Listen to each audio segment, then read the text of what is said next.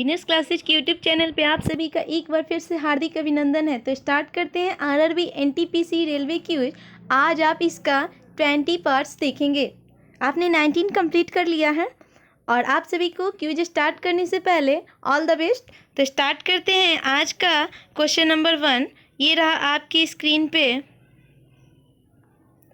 वस्तुओं की त्रिआयामी प्रतिबिंबों 3 dimensional image के अभिलेखन की तकनीक। ऑप्शन ए है श्रव्यता आलेखन यानी ऑडियोग्राफी कहलाती है। ऑप्शन बी क्रॉस क्रमानुलेखन लेक्सोग्राफी कहलाती है। ऑप्शन सी होलोग्राफी यानी स्वलेखन कहलाती है, या ऑप्शन डी फोटोग्राफी कहलाती है।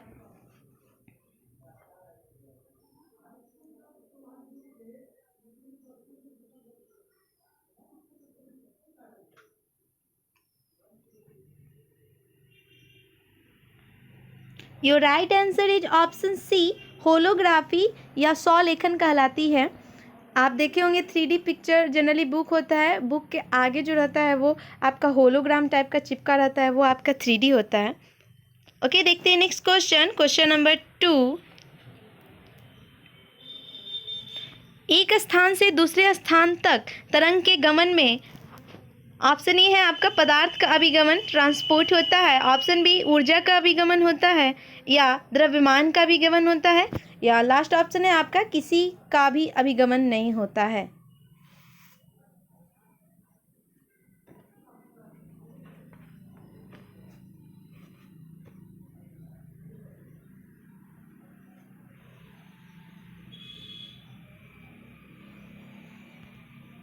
Your right answer is option B ऊर्जा का अभिगमन होता है एक स्थान से दूसरे स्थान तक तरंग को जाने में। ओके, देखते हैं नेक्स्ट क्वेश्चन। Question number 3। ध्वनि का ताड़त्व पिच का निर्धारण ध्वनि ऑप्शन ए ध्वनि के बेग से होता है। ऑप्शन बी ध्वनि के आयाम एम्पलीट्यूड से होता है। ऑप्शन सी ध्वनि की आवृत्ति से होता है, या ऑप्शन डी ध्वनि की प्रबलता लाउडनेस से होता है।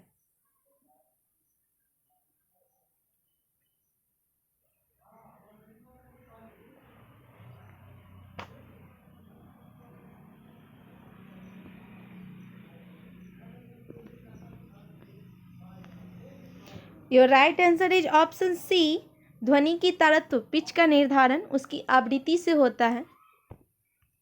ओके, देखते हैं नेक्स्ट क्वेश्चन। Question number 4। पुरुषों की अपेक्षा स्त्रियों के तीक्ष्ण होने के कारण उसकी क्या है? ऑप्शन ए उच्च आवृत्ति, ऑप्शन बी उच्च आयाम, ऑप्शन सी निम्न आवृत्ति, एंड ऑप्शन डी कमजोर वाक्य तंतु यानी vocal cord.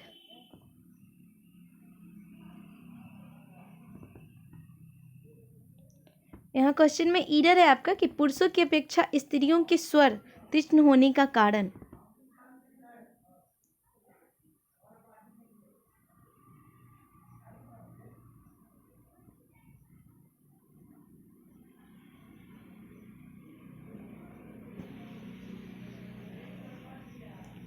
Your right answer is option ए उच्च आवृत्ति। Okay, next question. Question number 5। ध्वनि की प्रबलता का निर्धारण उसके ऑप्शन ए आयाम से करते हैं, ऑप्शन बी आवृत्ति से करते हैं, ऑप्शन सी तरंग दैर्घ्य से करते हैं, एंड ऑप्शन डी वेग से करते हैं।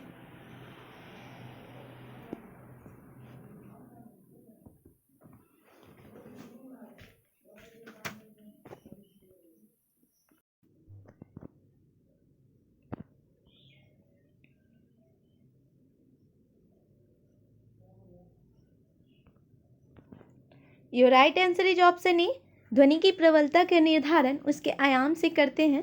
ओके, देखते हैं नेक्स्ट क्वेश्चन। Question number 6। ध्वनि का अधिकतम वेग किस में होता है? ऑप्शन ए निर्वात में, ऑप्शन बी वायु में, ऑप्शन सी जल में, एंड ऑप्शन डी इस्पात में। इनमें से किस में ध्वनि का वेग सबसे अधिकतम होता है?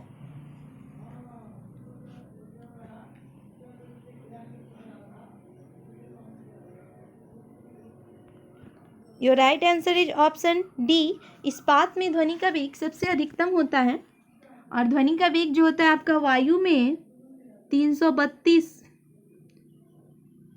मीटर पर सेकेंड, जल में आपका ध्वनि का वेग 1450 मीटर पर सेकेंड, कांच में आपका होता है 5640 मीटर पर सेकेंड, उसके बाद आपका भाप में होता है 405 मीटर पर सेकेंड और लोहा में आपका होता है 5130 मीटर पर सेकेंड। यही आपका पूछा था, यानी इस्पात में आपने देखा सबसे अधिक 5130। ओके, देखते हैं नेक्स्ट क्वेश्चन। क्वेश्चन नंबर 7, माक संख्या यानी मैक नंबर का संबंध किससे है? ऑप्शन ए ध्वनि के वेग से, ऑप्शन बी जलयान के वेग से, ऑप्शन सी वायुयान के वेग से एंड ऑप्शन डी अंतरिक्ष यान के वेग से।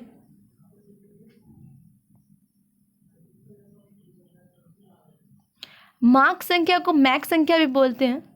कहीं कहीं आप माक संख्या देखिएगा और कहीं कहीं मैक संख्या।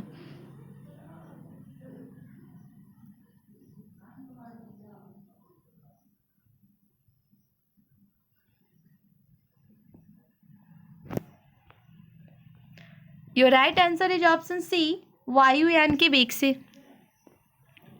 Okay, next question. Question number 8, ध्वनि उच्चतम वेग से किसमें गमन करती है वो आपको बताना है। आपका ऑप्शन ए है 0 डिग्री सेल्सियस पर शुष्क वायु में गमन करती है, ऑप्शन बी 30 डिग्री सेल्सियस पर शुष्क वायु में गमन करती है, ऑप्शन सी 0 डिग्री सेल्सियस पर आर्द्र वायु में गमन करती है and option D 30 degree Celsius पर आर्द्र वायु में गमन करती है।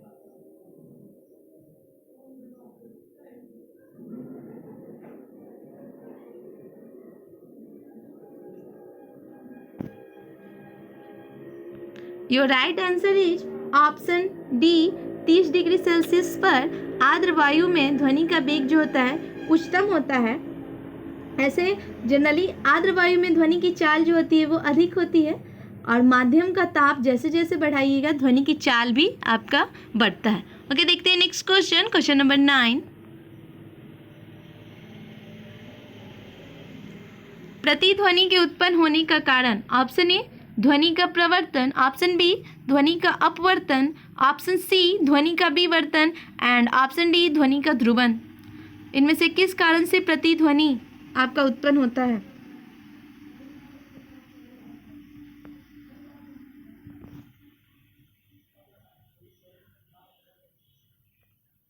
Your right answer is option ए ध्वनि का प्रवर्तन के कारण आपका प्रतिध्वनि उत्पन्न होता है। देखते हैं नेक्स्ट क्वेश्चन। क्वेश्चन नंबर 10, प्रतिध्वनि मूल ध्वनि से अलग तब सुनाई पड़ती है जबकि ध्वनि स्रोत व प्रवर्तक सतह के मध्य न्यूनतम अंतराल कितना मीटर होता है? Option A 3 metre, option B 17 metre, option C 34 metre and option D 100 metre.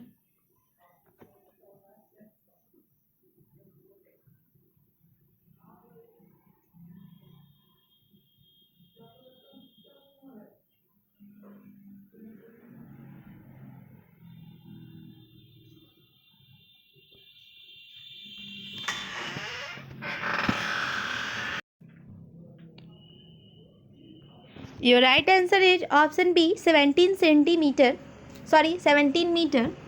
Okay, देखते हैं नेक्स्ट क्वेश्चन। क्वेश्चन नंबर 11, चमगादड़ अंधकार में भी उड़ सकते हैं क्योंकि ऑप्शन ए वे अंधकार में सुगमता से देख पाते हैं, ऑप्शन बी उनके नेत्र का तारा यानी पुतली बहुत बड़ा होता है, ऑप्शन सी वे अपने द्वारा उत्पन्न प्रशब्द तरंगों अल्ट्रासोनिक वेव्स की सहायता से अपना मार्गदर्शन कर पाते हैं एंड ऑप्शन डी सभी पक्षी ऐसा करने में समर्थ हैं।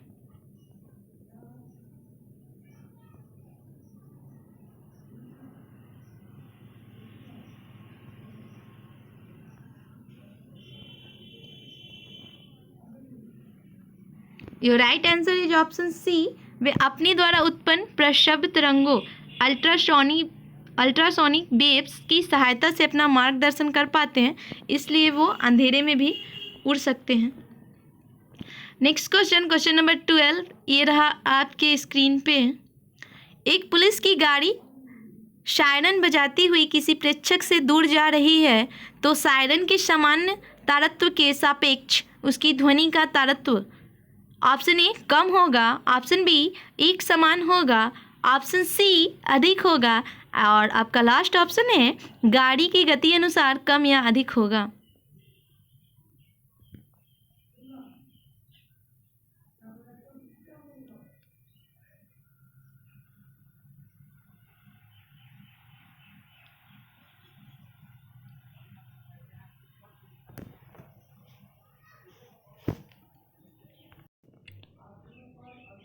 Your right answer is option A कम होगा, और ऐसा इसलिए होता है डॉपलर के प्रभाव के कारण ऐसा होता है। ओके, देखते हैं next question, question number 13।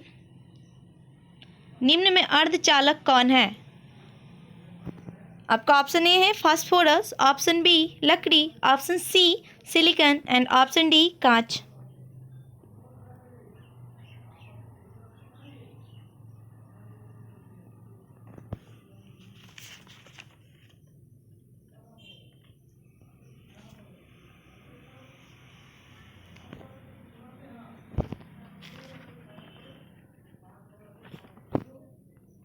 Your right answer is option C silicon.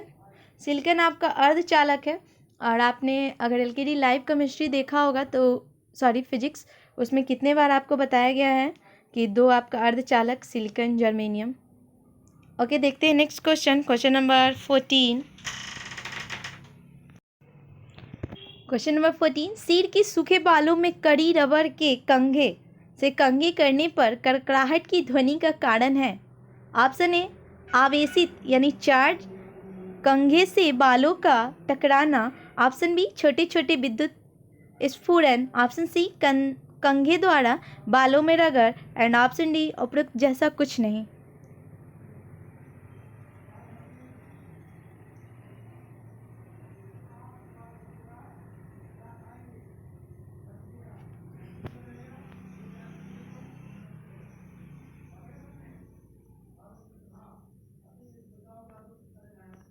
Your right answer is option B छोटे छोटे विद्युत स्फुरण के कारण ऐसा होता है। Next question, question number 15।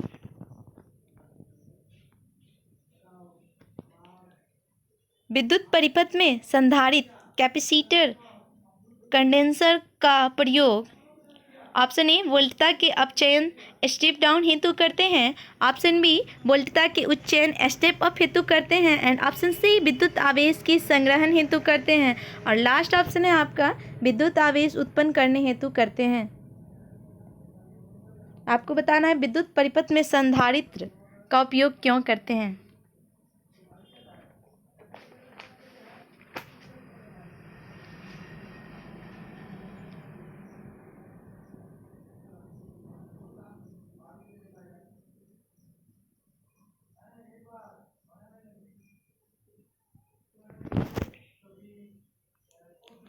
Your right answer is option C विद्युत आवेश के संग्रहण हेतु विद्युत परिपथ में संधारित्र कैपेसिटर कंडेंसर का प्रयोग करते हैं। ओके, देखते हैं नेक्स्ट क्वेश्चन, क्वेश्चन नंबर 16। कौन विद्युत धारा के चुंबकीय प्रभाव पर आधारित नहीं है? ऑप्शन ए विद्युत पंखा, option B telephone receiver, option C carbon microphone, and option D dynamo.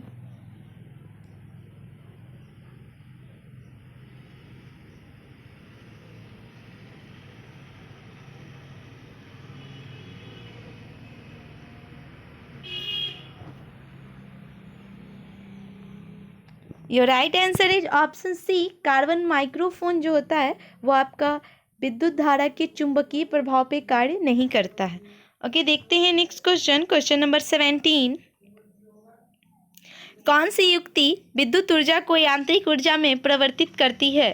Option A dynamo, option B transformer, option C विद्युत मोटर, एंड ऑप्शन डी प्रेरक इंडक्टर।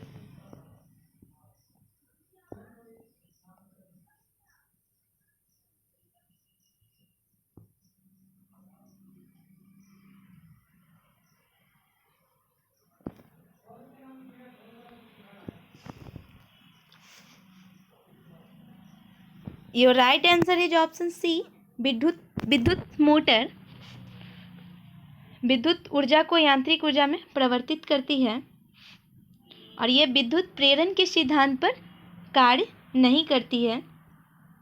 डायनेमो जो है आपका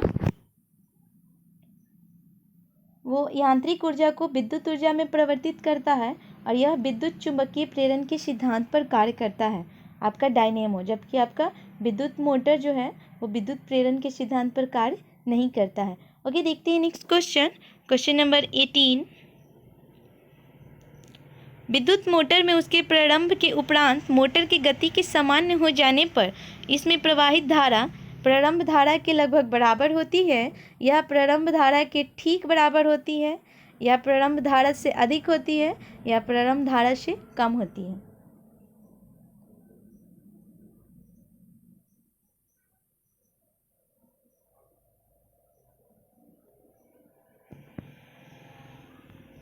your right answer is option D, से कम होती है। यानी जब आप विद्युत मोटर स्टार्ट करते हैं और प्रारंभ के बाद जब उसकी गति समान हो जाती है तो प्रारंभ धारा से उसकी जो चाल होती है वो कम हो जाती है। Okay, next question, question number 19। Loud speaker में ऊर्जा का परिवर्तन ऑप्शन ए ध्वनि से यांत्रिक तत्पश्चात विद्युत ऊर्जा में होता है, या विद्युत से यांत्रिक ऊर्जा उसके बाद ध्वनि ऊर्जा में होता है। ऑप्शन सी है ध्वनि से विद्युत उसके बाद आपका ध्वनि ऊर्जा में होता है, और लास्ट ऑप्शन है यांत्रिक से ध्वनि ऊर्जा में होता है।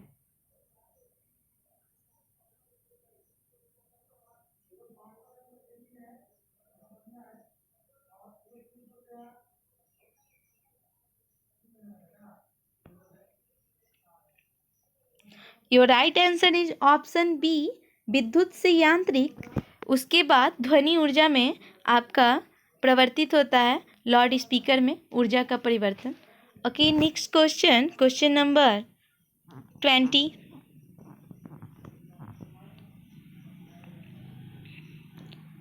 माइक्रोफोन में ऊर्जा का परिवर्तन ऑप्शन ए ध्वनि से यांत्रिक तत्पश्चात विद्युत ऊर्जा में होता है, ऑप्शन बी ध्वनि से यांत्रिक तत्पश्चात ध्वनि ऊर्जा में, ऑप्शन सी ध्वनि से यांत्रिक ऊर्जा में होता है, एंड ऑप्शन डी यांत्रिक से ध्वनि ऊर्जा में होता है।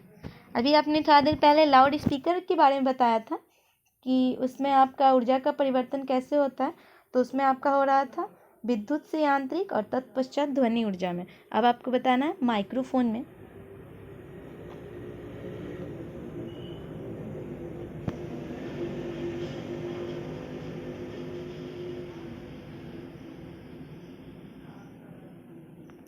Your right answer is option ए, ध्वनि से यांत्रिक तत्पश्चात विद्युत ऊर्जा में माइक्रोफोन जो होता है ऊर्जा का रूपांतरण इस तरह से होता है उसमें। ओके, देखते हैं next question, question number 21। Transformer द्वारा ऑप्शन ए डीसी वोल्टता का उच्चयन या अपचयन होता है, ऑप्शन बी विद्युत उत्पादन होता है, ऑप्शन सी एसी वोल्टता का उच्चयन को आप अपचयन भी बोलते हैं, उच्चयन या अपचयन होता है, एंड ऑप्शन डी एसी का डीसी में परिवर्तन होता है।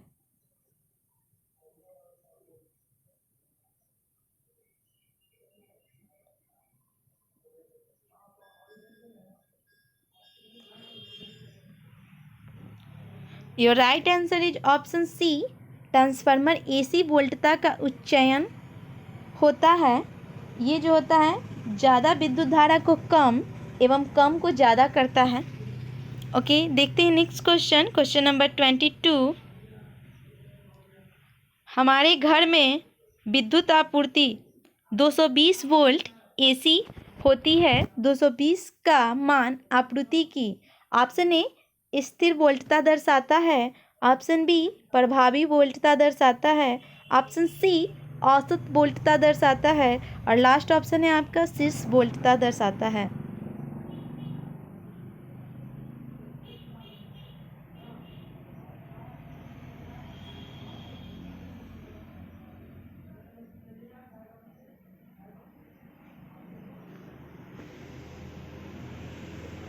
Your right answer is option B, प्रभावी वोल्टता दर्शाता है। ओके, देखते हैं next question, question number 23। DC की अपेक्षा एसी के लाभ यह है कि ऑप्शन ए, इसमें अपेक्षाकृत अधिक ऊर्जा होती है। ऑप्शन बी, इसमें वोल्टता के उतार चढ़ाव नहीं होते हैं। ऑप्शन सी, इसकी जनन या उत्पादन लागत कम होती है। और लास्ट ऑप्शन है, यह कम ऊर्जा हानि के साथ लंबी दूरी तक संचरित की जा सकती है।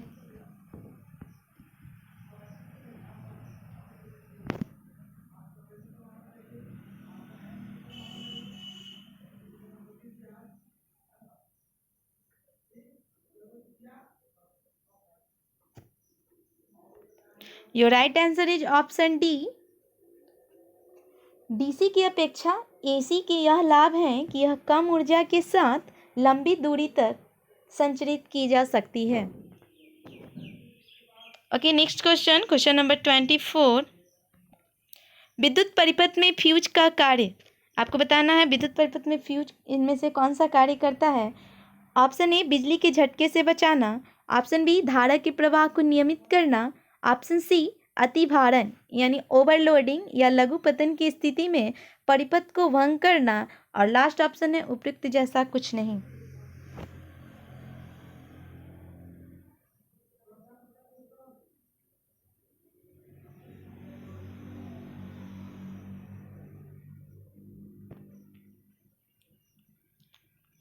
Your right answer is option C.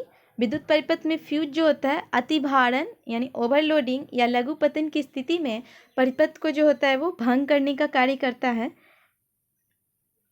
Fuse का प्रतिरोध उच्च और उसका गलनांक जो निम्न होना चाहिए। फ्यूज आपका टीन एवं सीसा का मिश्र धातु होता है। ओके, देखते हैं आज का लास्ट क्वेश्चन, क्वेश्चन नंबर 25। विद्युत परिपथ में फ्यूज को ऑप्शन ए, गर्म तार में लगाया जाता है। ऑप्शन बी, उदासीन तार में लगाया जाता है। ऑप्शन सी, भू संपर्क तार में लगाया जाता है। या ऑप्शन डी, कहीं भी लगाया जा सकता है, इसका कोई अंतर नहीं होता है।